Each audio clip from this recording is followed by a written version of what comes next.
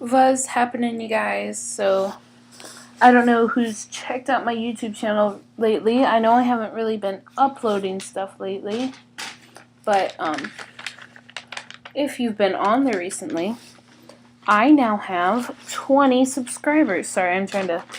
Alright. I now have 20 subscribers. And I told all my Facebook people that if I got 20 subscribers, I would read some of my fan fiction. Now, you guys are going to have to bear with me. I don't know how well you can see this. This is a rough draft. Like a very, very, very rough draft. Okay. Also, there is... I'm going to go ahead and just say a lot. There's a lot of swearing in here. And it's kind of dark. Kind of... I don't really know how to describe it, okay? It's dark and... There's swearing in it. It's dark. It's a rough draft. Bear with me. I'll probably be changing stuff as I read, so if I start kind of pausing or stumbling over words, it's because something's written here and I decided I want to change it to something else. Which I normally do when I would have rewrote this on either nicer paper or typed it. But since I'm just reading it, I'm going to have to change it as I go. So, bear with me. Also, my throat is dry, so I will be constantly drinking out of my fancy One Direction cup here.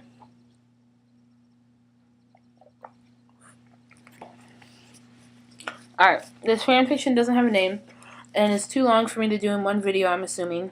Like, I don't actually know how long it's going to take me to read it, but I'm just going to make an assumption. They'll at least take 2 videos, so I'm going to get started. Please bear with the rough draftiness and ignore the swearing. I know that there's a lot of swearing in it, and I'm sorry. So, here we go. Whore. Another note taped to Elizabeth's locker. She didn't even take them off her locker anymore. Elizabeth was only 15, but she was already pregnant.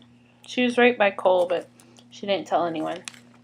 Cole had told her that if she told anyone, he would hurt her little sister. Tell anyone, and your precious little sister will be sleeping up this cemetery, he had said. She'd do anything to protect her. He could be bluffing, but her sister isn't worth finding out. She refused to get an abortion. It was against her religion, so she listened every day. She didn't understand why Cole had raped her. Multiple different times, actually. She wasn't pretty. She wasn't anything special. She wanted nothing more than to save herself until marriage. She wanted to wait until her wedding night, and she wanted it to be special and slow. Now that wasn't possible. The only thing he left her with was her first kiss, and she was determined to save it until she found true love. Elizabeth had many problems before Cole ruined her life. She was depressed and a cutter, and Cole just always had fueled her sadness since they were small, even before. The only person willing to talk to her was Louis Tomlinson. They were best friends, but when she first... Now, is there someone down here? But when she first got raped, she pushed Louis away so that way she wouldn't be tempted to tell him. Louis was tall and handsome and super funny. He was the only one who could make Elizabeth smile. He was in a band with his 4 friends, and Elizabeth knew, without a doubt, that they will be famous someday. Slut. Elizabeth turned to look, but she already knew who it was. It was Cindy, Cole's girlfriend. Everyone called her Cinderella, because she was a blonde, rich little princess dating the school prince. If only she knew I was pregnant with her boyfriend's baby, Elizabeth snickered to herself. Hey, whore, Cindy called out. Elizabeth just ignored her. Excuse me, Cindy said, shoving Elizabeth into a locker. I was talking to you.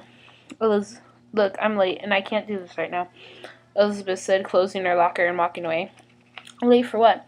Your suicide date? Because we certainly don't want to affect that. I've got a knife you can use if you need one, Cindy said. Elizabeth started to cry and walk away. She didn't know, but Louis had seen the whole ordeal and followed her outside. Elizabeth, wait. She stopped.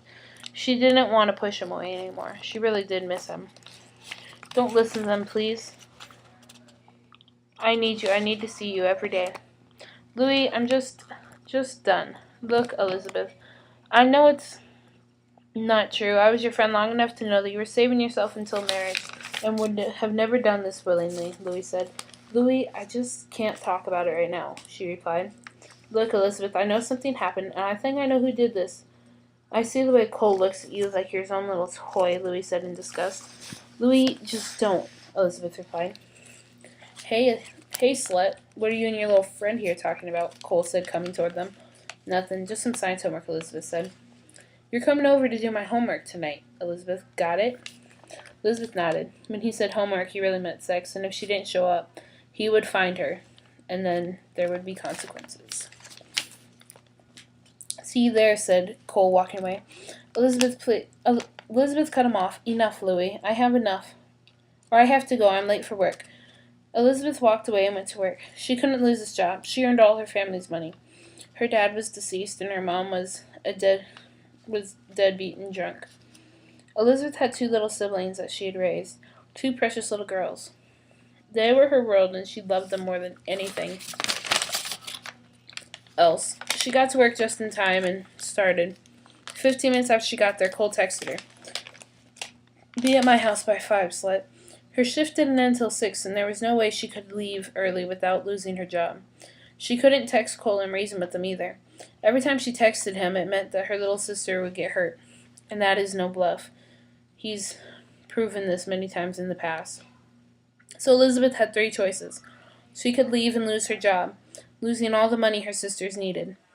She could text Cole, but then her little sister would get hurt. Or she could just show up late to Cole's house and get the crap beaten out of her. She chose the last one. She couldn't let anything happen to her sisters. When 6 came around, she clocked out and went to leave.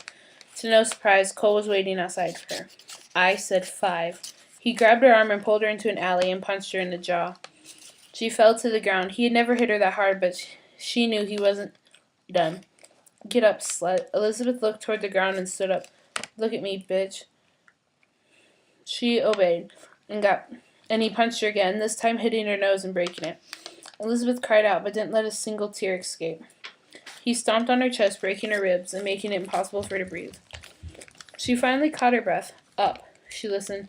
What do you do again? Elizabeth didn't answer. Excuse me, he said, slapping her. I'm a waitress, she whispered. Well, maybe without your hand you won't blow me off again. He pushed her back, and she hit her head on the dumpster, falling to the ground. He stomped on her good hand. It hurt like none other. Up, he said. Elizabeth couldn't stand. She just laid there. He kicked her in the head again and again. All of a sudden, 2 Mustangs pulled up out of the alley. 2 big guys got out of the car closest to her. It was Louis and one of his best mates, Harry. Out of the other car came Liam, Niall, and Zane, Louis's other friends and bandmates. Get away from her now, Louis said in a voice Elizabeth had never heard him use before. It even scared her. Louis was always the goof, but he had an angry look on his face like death. Then he looked down at her and let out a whimper. It's okay, love, I'm here now, Elizabeth said. Cole tried to run, but he was stopped by the other 3, who put him in the car and took him to the police station. We need to get her to a hospital, Louis said. No, Elizabeth whimpered. I can't. Just trust me, I can't go. Elizabeth had no insurance, and knew her and her sisters would get split up if DHS learned anything. Can you walk? Harry asked. Maybe, Elizabeth replied weakly.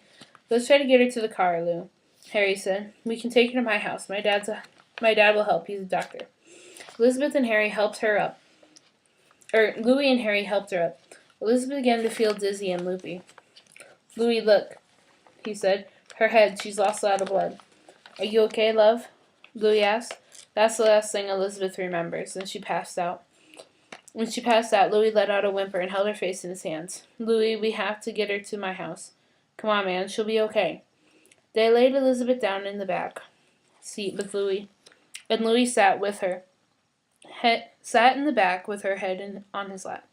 Lou, look, she'll be okay, and don't worry, Harry said. I should have followed her. I knew what time she got off work. I should have protected her. I'm all she's got, and I wasn't there for her. Lou, it's not your fault. She'll be okay. Louis just looked at Elizabeth and sobbed, wishing he could take her pain. They arrived very quickly to Harry's house. Dad, come help, Harry yelled. Harry's dad came outside. Run, Harry told him. Louis couldn't talk. He felt responsible for this. They carried her in and laid her on the table. Louis, go clean up, Harry explained, Harry's father said. Mr. Styles, I need to stay here with her, Louis responded. All right, he said. Harry explained while his father grabbed supplies. Some guy was beating the crap out of her. in an alley. She's pregnant, her head is bleeding quite a bit, and he kicked her in the head a couple times. We didn't see everything that happened, though, Harry told his father. Mr. Styles put on gloves and flipped on the light above Elizabeth, and Louis let out a whimper. Her hair was caked in blood, and her nose was clearly broken. Her face was covered in blood and bruises, and her lip was torn. She looked awful. She looked sicklier, near death almost. Harry stepped out of the room to take a breath because he felt nauseous. Louis covered his mouth and stepped toward her. He brushed her cheekbone, then grabbed her hand. Mr. Styles hooked up an IV to get blood, pain meds, and fluids into her. Louis stared at Elizabeth and blocked out everything else. How could I have let this happen? Louis thought to himself. Harry came back with a rag and some warm water and some hydrogen peroxide. Good, Harry, start washing up her face so I can see what I need to do, Mr. Styles said to his son. And I'm going to stop right there. So, hope you guys like it so far. I probably bored half of you to death. But, yes. So I will keep reading tomorrow. I will continue this video. And you guys will get to see fanfiction part 2, where I read the end of the story.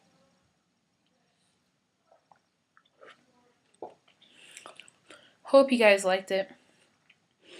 Guys, please do me a favor and hit the subscribe button and hit the thumbs up button. It really does mean a lot. If you have any constructive criticism, go ahead and leave it in the comments below. I do know there was a lot of swearing in it, and I understand that, but I'm just gonna leave it in there for now because it means a lot. Also, I don't know who all has noticed, but my Marry, Fuck, Kill video is no longer on. I deleted it. I decided that that's not what I wanted on my channel.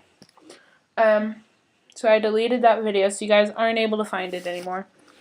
But I will finish the story tomorrow. Please subscribe, thumbs up, and save it to your favorites and share it with all of your friends. I hope you have a great day. I love you. You guys are all awesome. And until I see you guys again, bye.